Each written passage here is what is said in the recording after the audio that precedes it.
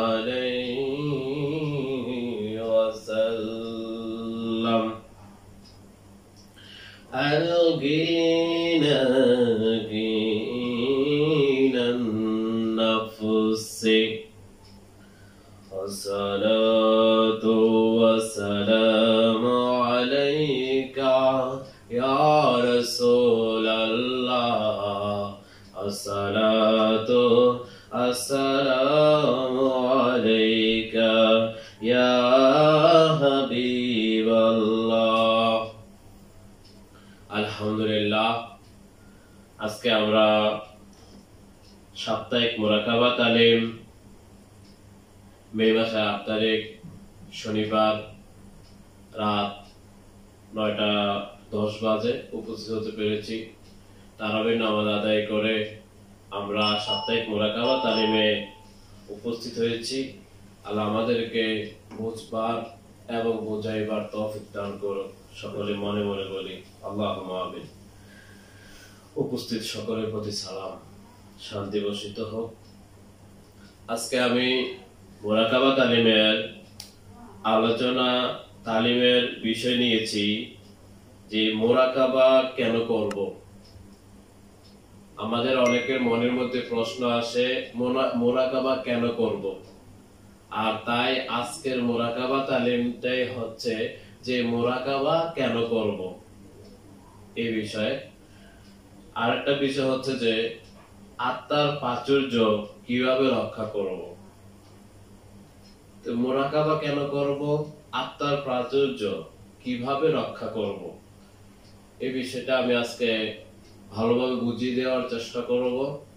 আর আমরা যাতে সামনের দিকে অগ্রসর হতে পারি সেই চেষ্টা করার জন্য আমরা মন দিয়ে শুনবো। উপস্থিত সকলকে বলছি,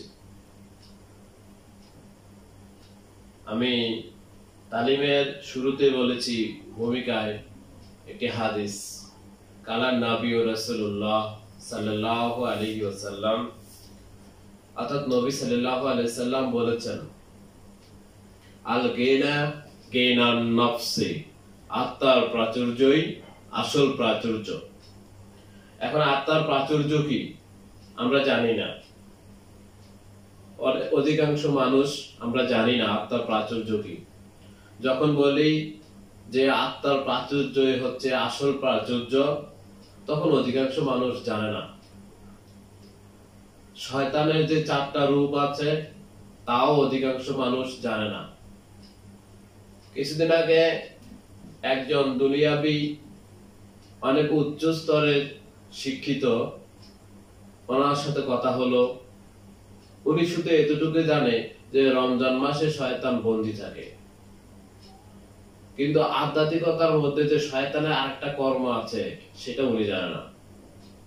আমি দেখেছি অনেক বড় বড় উচ্চ স্তরের ডিগ্রি ধারণ করা, দুনিয়াবি ডিগ্রি অর্জন করেছে, তারা ভালোভাবে জানেই না।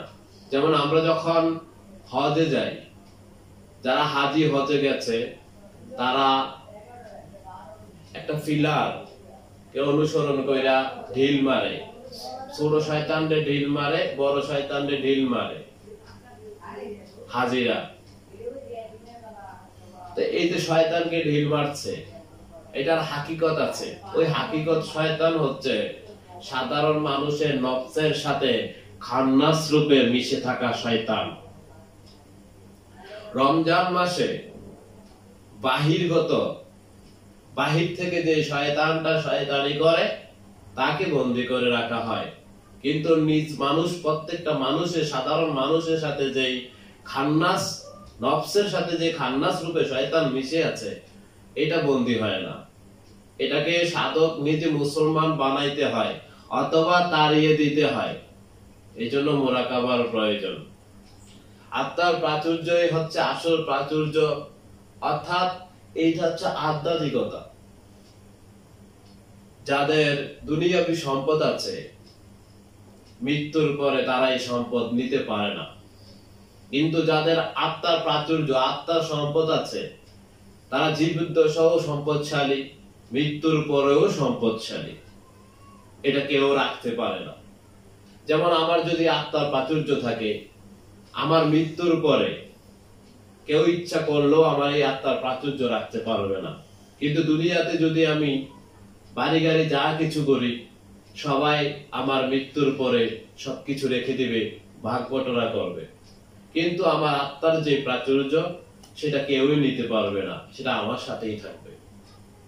এই জন্য আল্লাহ রাসূল বলেছেন, আত্মার প্রাচুর্যই হচ্ছে আসল প্রাচুর্য। তাই আমাকে এই আত্মার প্রাচুর্য অনেকের আছে, জানে না, দেখে না।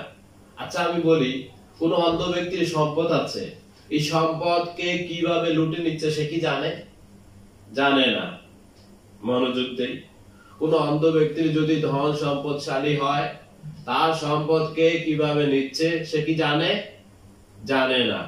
তাই আমাদেরকে এখন বলি, এখন অন্ধ ব্যক্তির সম্পদ তার সামনে দিয়ে কেউ নিয়ে যাবে, সে বুঝবে না, পিছে দিয়ে নিবে, ডাইনে বামে যেভাবে যে পারে নিয়ে যাবে, কেউ বুঝবে না। বুঝবে? বুঝবে না। তাই এখন যদি সম্পদশালী, দুনিয়াবি সম্পদশালী যদি চোখ, দৃষ্টি শক্তি সবকিছু ঠিক থাকে, তাহলে কি তার সম্পদ নিতে রাখবে সে দেখবে না? অবশ্যই দেখবে। আমরা দুনিয়াবি সম্পদ রক্ষার জন্য সার্কিট ক্যামেরা ব্যবহার করি। এখন আরো অত্যাধুনিক হয়েছে, সার্কিট ক্যামেরা তো লাগায়, এটার মধ্যে ওয়াইফাই দিয়ে পৃথিবীর যে কোনো জায়গা থেকে অনলাইনে মোবাইলের মাধ্যমে দেখতে পারে। এই দুনিয়াবি সম্পদ রক্ষা করার জন্য আমরা দেখার জন্য কত না চেষ্টা করি। ক্যামেরা তো লাগাইলামে, ওয়াইফাই নেটওয়ার্কের মাধ্যমে পৃথিবীর যে কোনো প্রান্তে থাকি, ওইখান থেকে আমি নেটওয়ার্কের মাধ্যমে আমি সবকিছু দেখার চেষ্টা করি দুনিয়াবি সম্পদ রক্ষার জন্য। কিন্তু আমার যে আত্মার প্রাচুর্য, আত্মার সম্পদ, এই সম্পদ রক্ষা করার জন্যই হচ্ছে আমার তৃতীয় দৃষ্টি, দিব্য দৃষ্টির প্রয়োজন। আর এই দিব্য দৃষ্টির জন্যই আমরা মুরাকাবা করি, দিব্য দৃষ্টির জন্য মুরাকাবা করার প্রয়োজন। এখন কথা হচ্ছে যে আমি এই যে দিব্য দৃষ্টি, আত্মার প্রাচুর্য রক্ষা করার জন্য দিব্য দৃষ্টির প্রয়োজন, অবশ্যই প্রয়োজন। আর আত্মার প্রাচুর্য রক্ষার জন্য যখন দিব্য দৃষ্টি প্রয়োজন, তাহলে অবশ্যই দিব্য দৃষ্টি আমাকে অর্জন করতে হবে, অন্তর্দৃষ্টি, তৃতীয় দৃষ্টি যেটাকে বলা হয়। তাই এখন আমি যখন অন্তর্দৃষ্টি আমার প্রয়োজন, আত্মার প্রাচুর্য কি? আত্মার প্রাচুর্য হচ্ছে, শরীয়তের পরিভাষায় বুঝিয়ে দেই, আত্মার প্রাচুর্য হচ্ছে আখলাক, অর্থাৎ ভালো চরিত্র, যেটা দেখা যায়। আত্মার প্রাচুর্য হচ্ছে আধ্যাত্মিকতা, যার আধ্যাত্মিক শক্তি আছে, আধ্যাত্মিক জ্ঞান আছে, এটাকে বলে আত্মার প্রাচুর্য। যে মানুষটা নামাজ আদায় করে, তার প্রভুকে দেখে দেখে সে সেজদা করে, এটা হচ্ছে আত্মার প্রাচুর্য। হযরত আলী রাদিয়াল্লাহু তাআলা আনহুমা, হযরত বরফির আব্দুল কাদের জিলানী রাহমাতুল্লাহ আলাইহি কিতাবের রাইটার সিরুল আসরার কিতাবের মধ্যে লেখেন, হযরত আলী রাদিয়াল্লাহু তাআলা আনহুমা বলেন, আমি যে প্রভুকে দেখি না সেই প্রভুর ইবাদত করি না। পরক্ষণে আল্লাহ সুবহানাহু ওয়া তাআলা কোরআনের আয়াত নাযিল করে দিলেন, অন্তর দ্বারা যাহা কিছু দেখা যায় তাহা মিথ্যা নয়। হযরত আলী রাদিয়াল্লাহু তাআলা আনহুমা অন্তর চক্ষু দিয়ে আল্লাহকে দেখে দেখে সেজদা করেন। তাই এখন আমি বলবো যে হযরত আলী রাদিয়াল্লাহু তাআলা আনহুমা অন্তর চক্ষু দিয়া আল্লাহকে দেখে দেখে সেজদা করেন, এটা হচ্ছে আত্মার প্রাচুর্য।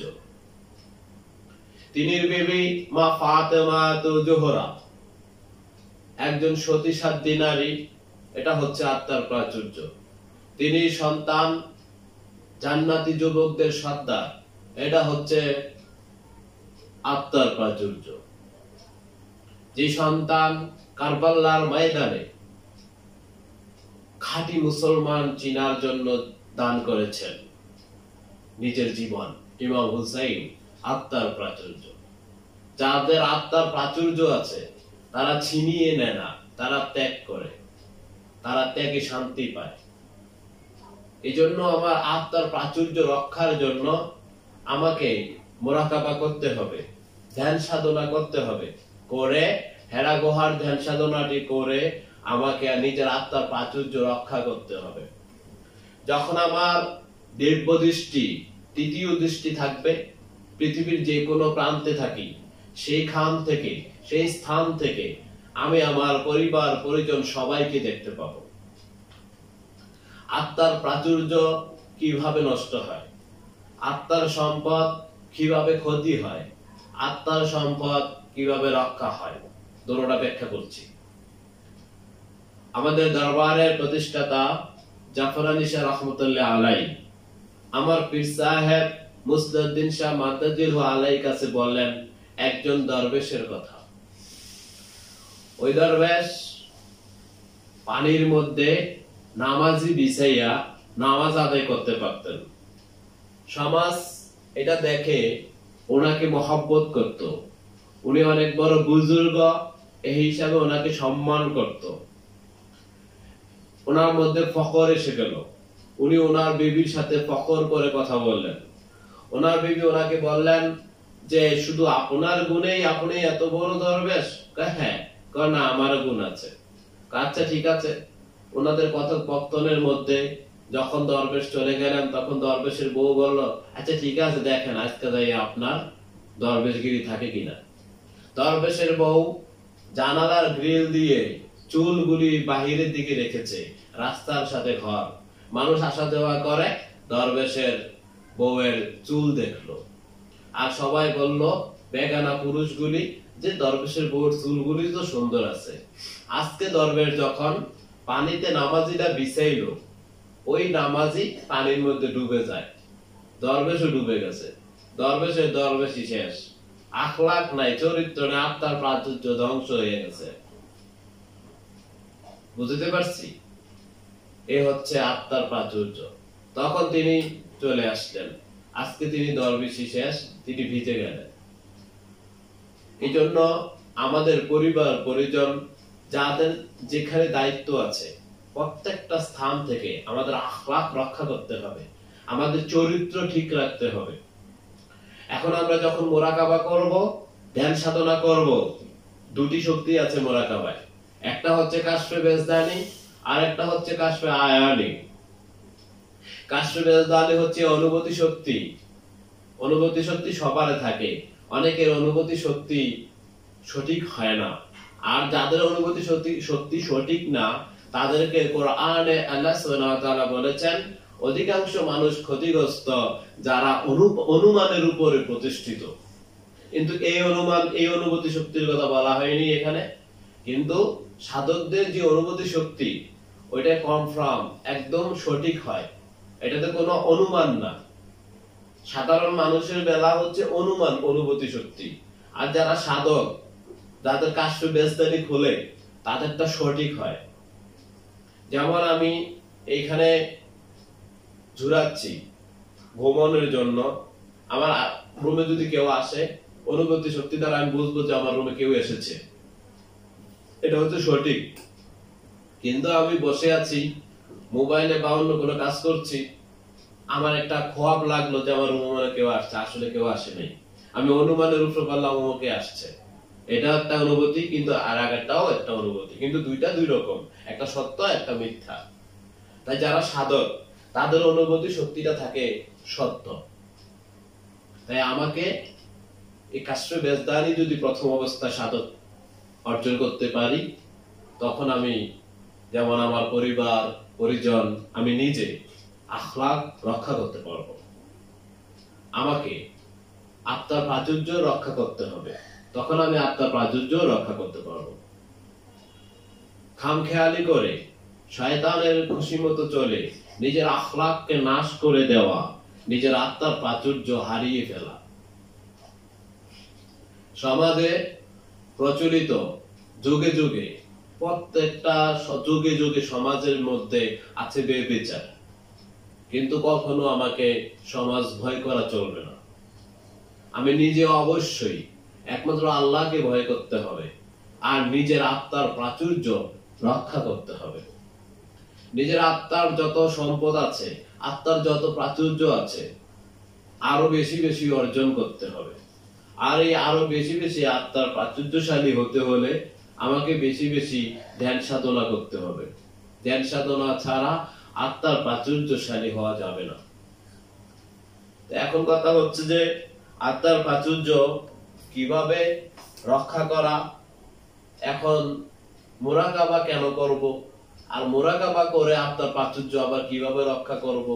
আমি তো একটা বলেছি যে আমার আখলাক রক্ষা করতে মুরাকাবা যদি করি, আমার কাশফে বেজদানি প্রথমে খুলে, তারপরে কাশফে আয়ানি।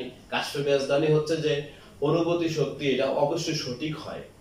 আর কাশফে আয়ানি হচ্ছে যেমন আমি এখন আপনাদেরকে দেখতেছি তদুরূপ তৃতীয় চক্ষু দিয়ে দেখা যায়, সেটাকে বলা হয় কাশফে আয়ানি। এখন প্রশ্ন যে আমি যে কাশফে আয়ানিটা অর্জন করব, সেটা যে দেখবো, সেটা কি? আমরা যখন মুরাকাবা করি, সেখানে আমরা শ্বাস প্রশ্বাসের সাথে একটা জিকির থাকে, আল লা আল লা। এটা হচ্ছে আল্লাহর জাতি নাম। এই জাতি নামের জিকির আমরা যখন করি, আমাদের অন্তরের মধ্যে নূর বৃদ্ধি পেতে থাকে। আর যখন আমাদের অন্তরে নূর বৃদ্ধি পায়, ওই নূর বাড়তে বাড়তে বাড়তে একটা পর্যায়ে ওই নূর দিয়ে, আমাদের চক্ষু দিয়ে আমরা তখন আল্লাহকে দেখতে পাই। অর্থাৎ এটাকে বলে কাশফে আয়ানি। ওই নূরের সাহায্যে, যেমন চোখে চশমা লাগাই বা অনুবীক্ষণ যন্ত্র দিয়ে আমরা বিভিন্ন জিনিস দেখি, তদরূপ ওই কালবের মধ্যে যে নূর আল্লাহর জাতি নামের জিকিরের মাধ্যমে মুরাকাবা শ্বাস প্রশ্বাসে পাশে আনফাস আল লা আল লা মুরাকাবা এভাবে জিকিরে খফি করার মাধ্যমে যে কালবে নূর বৃদ্ধি পায়, জমা হয়, ওই নূর দিয়ে তখন আমরা আল্লাহ পর্যন্ত দেখি। আর যে আল্লাহ পর্যন্ত দেখে, তার আর কোনো কিছু দেখা বাকি থাকে না। তখন সে তার পরিবার পরিজন সবকিছু দেখতে পারবে। কোন অনলাইন ওয়াইফাই ক্যামেরা, সার্কিট ক্যামেরার প্রয়োজন হবে না। সেটাকে বলে কাশফে আয়ানি। আর মুরাকাবা যদি আমরা সঠিকভাবে করতে পারি, অবশ্যই কাশফে আয়ানি আমরা অর্জন করতে পারবো। কিন্তু মানুষ তো বুঝে না যে কোনটা কাশফে আয়ানি, কোনটা কাশফে বেজদানি। অনেকের কাশফে বেজদানি আছে, কিন্তু সে জানে না বা সঠিকভাবে প্রয়োগ করতে পারে না। জন্মসূত্রে অনেকে কাশফে বেজদানি পেয়ে যায়। এখন আমার মূল কথাটা হচ্ছে যে, আমি আবারও বলে দেই যে আমাদের যে বিভিন্ন কথা থাকে, মুরাকাবা কেন করব? মুরাকাবা আমি এই জন্য করব, আমার মানব জন্মটা সার্থক করার জন্য। মুরাকাবা করব আমি এই জন্য যেন আমি আমার আত্মার প্রাচুর্য রক্ষা করতে পারি। আর আত্মার এই প্রাচুর্য যদি আমি রক্ষা করতে চাই, তাহলে আমাকে কি করতে হবে? ধৈর্যের সাথে বেশি বেশি মুরাকাবা করতে হবে। আর যখন আমি ধৈর্যের সাথে বেশি বেশি মুরাকাবা করব, তখন আমার কাশফে বেজদানি প্রথম অবস্থায়, দ্বিতীয় অবস্থায় কাশফে আয়ানি অর্জন করা হবে। আর আমাদের আধ্যাত্মিকতার মধ্যে আমি আরেকটি সহজ ভাষায় বুঝিয়ে দিই। আমরা যখন মুরাকাবা করি, হ্যাঁ, আমরা যখন মুরাকাবা করি, আমাদের অন্তরে, আমাদের কালবের মধ্যে নূর আবির্ভাব হয়। সেই নূরটা হচ্ছে হাকিকতে নূরে মুহাম্মাদি, নূরে মুহাম্মদ। তাই যে কোনো দল হোক, যে কোনো ধর্ম হোক, দলবল নির্বিশেষে এক একজনে এক এক নাম দেয়, কিন্তু সেটা নামে একটাই, নূরে মুহাম্মদ। এই নূরে মুহাম্মদ কালবের মধ্যে বৃদ্ধি পেতে থাকে। যখন কালবের মধ্যে নূরে মুহাম্মদ বৃদ্ধি পায়, ওই নূরে মুহাম্মদ দিয়ে সমস্ত কিছু দেখা যায়। তাই এখন কথা হচ্ছে যে উদ্দেশ্য কি থাকবে? মুরাকাবা তো করবো আমি, যে আমার আত্মার প্রাচুর্য রক্ষা করার জন্য। উদ্দেশ্যটা কি থাকবে? উদ্দেশ্যটা থাকতে হবে প্রেম, উদ্দেশ্যটা থাকতে হবে নমনীয়, উদ্দেশ্যটা থাকতে হবে আল্লাহর প্রতি নিজেকে দাসত্ব রূপে পরিণত করা। এমন কোন উদ্দেশ্য যদি হয় যে আমি অন্তর্দৃষ্টি দিয়ে সব কিছু দেখবো, এই করব সেই করব, এমনটা নয়। উদ্দেশ্যটা হতে হবে যে আমি আল্লাহর দাস হিসাবে সঠিকভাবে কাজ করব, তাই আমার আত্মার প্রাচুর্য রক্ষা করে আল্লাহকে আমি রাজি খুশি রাখার জন্য মুরাকাবা করব। তখন আমি নিয়মিত মুরাকাবা করব, আর নিয়মিত মুরাকাবা করলে অবশ্যই আমি সফল হব। এখন আমাদের পাশাপাশি কি করতে হবে? আমরা যারা একসাথে আছি পরিবার, আমরা সবাই নিজের আখলাক ঠিক রাখতে হবে, চরিত্র ঠিক রাখতে হবে। তাহলে আমরা আখলাকের দিকে অর্থাৎ আত্মার প্রাচুর্যশালী আমরা হতে পারবো। তারপরে আমি আরেকটি কথা বলেছিলাম যে আমরা যারা হজে যাই, হাজি, তারা ঢিল মারে, ছোট শয়তানকে ঢিল মারে, বড় শয়তানকে ঢিল মারে। এটা হচ্ছে জাহিরি। এটা দিয়ে হাকিকত শিক্ষা দেওয়া হয়েছে, তোমার নফসের সাথে যেই খান্নাস রূপে শয়তান আছে তাকে ঢিল মারো। হাজিদেরকে, প্রত্যেকটা হাজিকে শিক্ষা দেওয়া হচ্ছে, তোমার নফসের সাথে যে খান্নাস রূপে শয়তান আছে তাকে ঢিল মারো। প্রত্যেকটা হাজিদের মাধ্যমে শিক্ষা দেওয়া হচ্ছে যে তোমরা যে পাথরের মধ্যে পাথর মারছো শয়তানকে অনুসরণ করে, তোমাদের প্রত্যেকটা মানুষের নফসের সাথে খান্নাস রূপে শয়তান আছে তাকে ঢিল মারো। যে মানুষটার নফসের সাথে খান্নাস রূপে শয়তান নাই, এই মানুষের অন্তরে কখনো কুরূপী থাকে না। এই মানুষটা শুধুই মানুষকে ভালোবাসে। যখন দেখে যে কারোর সাথে ভালোবাসা রক্ষা থাকে না, বা সে তার সাথে যতই ভালো কিছু করো তারপরেও সে সবসময় খারাপ চিন্তা, তখন ওই মানুষটা তাদের থেকে নিজেকে সরিয়ে মুক্ত রাখে, কারণ তার সাথে ভালো থাকা যায় না। তাই আমাদেরকে এটাই করতে হবে, আমরা চেষ্টা করব মানুষের সাথে ভালো কাজ করার। যখন দেখবো যে না ভালো হচ্ছে না, তখন নিজেকে তাদের থেকে আলাদা করে রাখতে হবে। আর এই যে শয়তানকে ঢিল মারা, খান্নাসের সাথে, নফসের সাথে খান্নাস রূপে যে শয়তান আছে তাকে ঢিল মারতে হবে। আর এই তাকে ঢিল মারতে হলে আমাকে মুরাকাবা করতে হবে। মুরাকাবা বসে আমাকে খান্নাস রূপী শয়তানটাকে ঢিল মারতে হবে। খান্নাস রূপী শয়তানের সুন্দর আরেকটি পরিচয় দেই আমি। সে মানুষের রগ রাশায় শিরা উপশিরা মিশে যায় জন্মসূত্রে।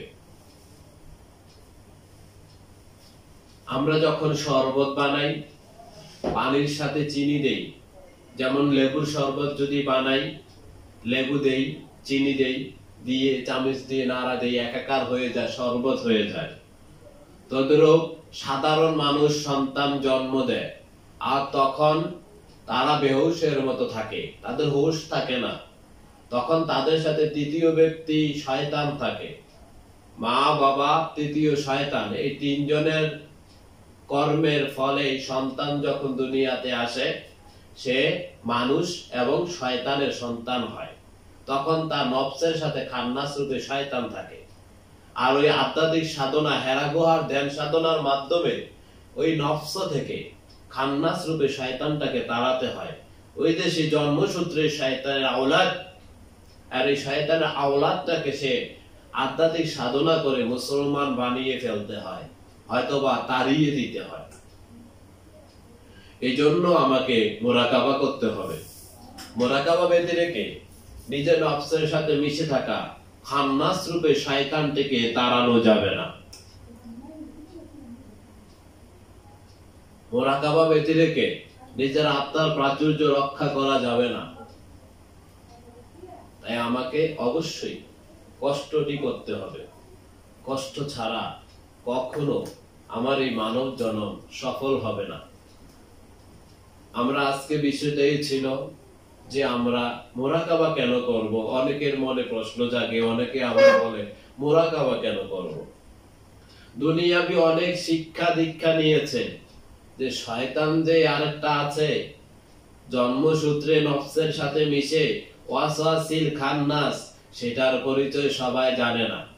এই রমজান মাসে শয়তান বন্দী, রাস্তায় দাঁড়ান, মার্কেটে যান, বাজারে যান, বন্দরে যান, দেখবেন চোখের মধ্যে শয়তানি। এটা কোন শয়তান? এটা হচ্ছে ওই শয়তান জন্মসূত্রে যে মানুষের নফসের সাথে একাকার হইছে, এটা রমজান মাসে বন্দী হয় না। এটা জন্মসূত্রে মৃত্যু পর্যন্ত মানুষের লগে থাকে। একবারে কবরে যাইয়া সেরা তার ইমানদারে একবারে 12টা বাজায় দিয়া তারপরে এটা দূরে চলে যায়। আর যদি সফল হইতে পারে হাসরের ময়দানে এটা আপনাকে ছাড়বে না। এই খান্নাসের কাজ কি আমি আপনাকে দেখাই। এই খান্নাস মা বাবার জন্ম দেওয়ার সময় মা বাবার ভুলে আমার সাথে মিশে গেল। আমি উদাহরণ দিচ্ছি, তখন কি সে করে, তখন সে মিশে গেল। ছোটবেলা থেকে যত খান্নাসি করাবে সেই খান্নাস রূপে এই শয়তান। শয়তানের 4টা রূপ আছে, একটা ইবলিস, মদ্দুত, মালায়ন, চতুর্থটা হচ্ছে খান্নাস। এই খান্নাসটা জন্মসূত্রে মানুষের নফসের সাথে মিশে যায়। আর এই জন্মসূত্রে মিশে যাওয়া খান্নাসটাকে মুরাকাবার মাধ্যমে তাড়াতে হয়। তার কার্যটা আমি দেখাই। সে কি করে, জন্মসূত্রে যখন মিশে যায় তখন সে ছোটবেলা থেকে খান্নাসি করায় আমাকে দিয়ে। যখন আমি নাবালক থেকে সাবালক হই তখনও সে আমাকে দিয়ে খান্নাসি করায়, আর আমি তার সাথে নাচি, তার সাথে নাচতে থাকি। আমি বুঝি না আমার এই প্রকাশ্য সত্য থেকে কিভাবে আলাদা হব। একটা পর্যায়ে যখন আমার মৃত্যু হয় তখনও আমি তার সাথে নাচি। সে আমাকে নাস্তিক বানাইয়া ছাড়ে। সে আমাকে মানবতার স্লোগান দেখাবে, দেখাইয়া ঈশ্বর, আল্লাহ, ভগবান, গড বলতে কিছু নাই প্রমাণ করে দিবে। যখন আজরাইল আসবে আমার মৃত্যু নেওয়ার জন্য তখনও সে আমার ঈমানটাকে নষ্ট করবে। আর যখন কবরে দেওয়া হবে তখনও সে আমার সামনে আসবে ছদ্মরূপে সুফি সাধকের বেশে।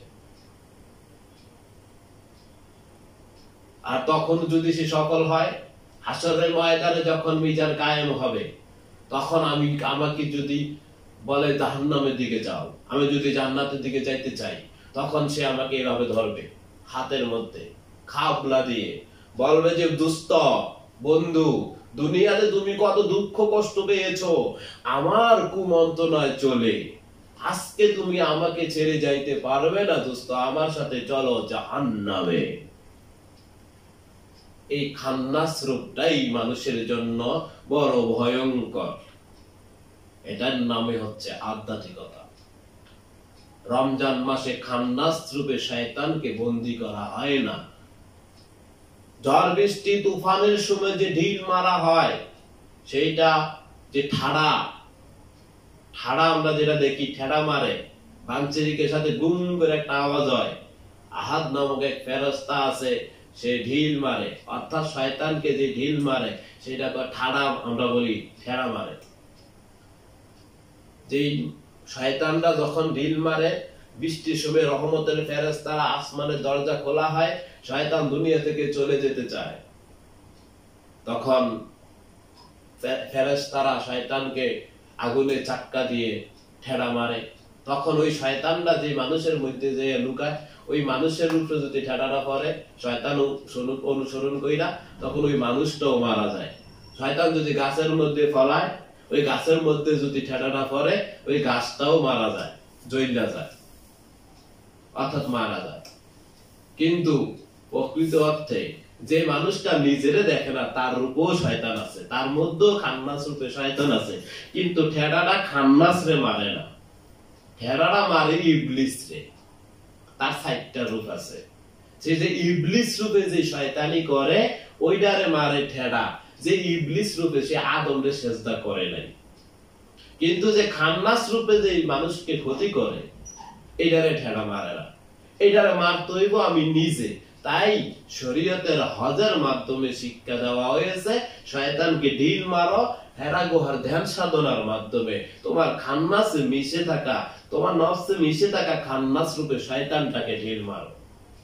আর যদি আমি জীবদ্দশায় নফসে মিশে থাকা খান্নাসটাকে ঢিল মারতে পারি, গভীর মুরাকাবা ধ্যান সাধনার মাধ্যমে দুনিয়া থেকে যদি আমি তাকে তাড়িয়ে দিতে পারি, মুসলমান বানিয়ে ফেলতে পারি, তাহলে দুনিয়া থেকে তো আমি মুক্ত, কবরে আমি মুক্ত, মৃত্যুর সময় মুক্ত, হাসরে ময়দানও মুক্ত।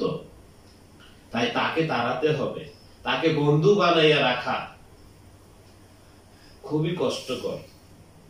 এখন তাকে তাড়ানোর পদ্ধতি তো শিখাইলাম, তাকে তাড়ানোর পদ্ধতি তো বললাম, সে কিভাবে বন্ধু হয় সেই পদ্ধতিটা বলি, তার বন্ধুটা কিভাবে রক্ষা থাকে সেটাও জানিয়ে দেই। যখন আমি কাউকে ক্ষতি করার আকাঙ্ক্ষা থাকে আমার মনে, যখন আমি কাউকে ক্ষতি করার জন্য আমার মনে কুমতি থাকে, আর সেটাকে আমি লালন পালন করতে থাকি, বংশ বিস্তার করতে থাকি, তখন তার সাথে আমার বন্ধুত্ব মজবুত হয়ে যায়। এই জন্য কারো ক্ষতি করার আগে নিজের ক্ষতি যে হচ্ছে সেদিকে চিন্তা করা দরকার। কারণ আমি যখনই কোন সৃষ্টির ক্ষতি আশা করব, ইচ্ছা করব, সেটাই হচ্ছে আমার নফসে মিশে থাকা খান্নাস রূপে শয়তানের। যখন আমি ওই ইচ্ছাটা, ওই কুমতিটা বাস্তবায়ন করব, তার সাথে আমার বন্ধুত্বটা শক্তিশালী হয়ে যাবে। তখন আমাকে সাধনা করতে আরো কষ্ট হবে। যেমন সাধারণ বলি, ডালি চালে একসাথে করলাম খিচুড়ি পাকানোর জন্য, এখন আমি খিচুড়ি পাক করব না, আলাদা করতে চাই। আমি কি করলাম? আলাদা করলাম, করে অন্য মনস্ক হয়ে একটা চিন্তা করতেছি, আর এভাবে হাতটাকে দুষ্টামি করে নাড়ানাড়ি করতেছি। হঠাৎ তাকে দেখবা হারি আমার ডাল চালটা আবার একসাথে হয়ে গেছে। অর্থাৎ কেউ চায় আমি শয়তান থেকে মুক্তি নেই, ভালো কাজ করি, আখলাক বানাই, ভালো চরিত্রবান হই, খামখেয়ালি কইরা প্রতিহিংসার বশত কারো ক্ষতির চিন্তা করা, তদ্রূপ হঠাৎ দেখবে ডালে চালে একসাথে হয়ে গেছে, আবার সে খান্নাসের বন্ধু হয়ে গেছে। সাধনাও করব খান্নাস থেকে মুক্তি নেওয়ার জন্য, আবার সৃষ্টির ক্ষতি করে খান্নাসের সাথে বন্ধুত্ব হয়ে যাওয়া, ফলে দুই মুখী হয়ে গেল। এটাকে বলে যে কালমাসর, দুই দিল বান্দা কালে মাসর। তাই আমাকে সাধক হতে হলে মোরাকাবা করতে হবে, আর মোরাকাবা করতে হলে দুই দিল বান্দা কলমাসর হওয়া যাবে না। কোন সৃষ্টি, আল্লাহর সৃষ্টি মাত্রই কোন সৃষ্টির ক্ষতি কামনা করা যাবে না। আমাকে যার সাথে আমি পাচ্ছি না তার থেকে দূরে থাকি, কিন্তু আমাকে নিজে খান্নাস রূপে শয়তান থেকে মুক্তি পেতে হলে গভীর থেকে গভীর মোরাকাবা ধ্যান সাধনা করতে হবে। সেই খান্নাস আমার পরিবার পরিজন আমাকে, আমাদের উভয়কে শুধুই পাপের দিকে নিয়ে যাওয়ার চেষ্টা করবে। যখন আমরা যাব তখন সে সফল। একটা মানুষের সাথে আরেকটা মানুষের ঝগড়া লাগায়, শয়তানের বাহিরের কর্ম। মানুষ যে কুফরি করে, জাদুটোনা করে, শয়তানের বাহিরের কর্ম। এমন অনেক কাজ আছে, এগুলা শয়তানের বাহিরের কর্ম। কিন্তু মানুষ নিজে যে নিজে কাজটা করে খারাপ, ওইটা হচ্ছে মানুষের মধ্য থেকে শয়তানের কর্ম। মানুষ কখনো খারাপ কাজ করতে পারে না। ওই মানুষটা খারাপ কাজ করে যার খান্নাসের, নফসের সাথে খান্নাস মিশে আছে। তাই আমি বলছি, আমরা অনেক সময় অনলাইনে টিভি সেটেও দেখি, যারা হজ করতে যায় তারা বড় শয়তানকে, ছোট শয়তানকে ঢিল মারে। এটার মারফতেও আছে শয়তানকে ঢিল মারা, অর্থাৎ হাকিকতে নিজের নফসে মিশে থাকা খান্নাসকে ঢিল মারো হেরাগোহার ধ্যান সাধনার মাধ্যমে। তাই আমি আজকের সাপ্তাহিক মোরাকাবা তালিমের শেষ পর্যায়ে চলে আসলাম। শেষ পর্যায়ে এসে বলি যে আমরা এই কথা না বলি কেন মোরাকাবা করব, জেনে নেই যারা করে। আর যেহেতু আত্মার প্রাচুর্যই হচ্ছে আসল প্রাচুর্য, তাই আমরা আত্মার প্রাচুর্য রক্ষা করার চেষ্টা করব। বেশি বেশি করে আখলাক বানাবো। শরীয়তের পরিভাষায় বলি, যার আখলাক নাই তার আত্মার প্রাচুর্য নাই, যার আখলাক আছে তার আত্মার প্রাচুর্য আছে। তাই আমাকে চরিত্র বানাতে হবে। অবশেষে সকলের প্রতি সালাম, শান্তি বর্ষিত হোক।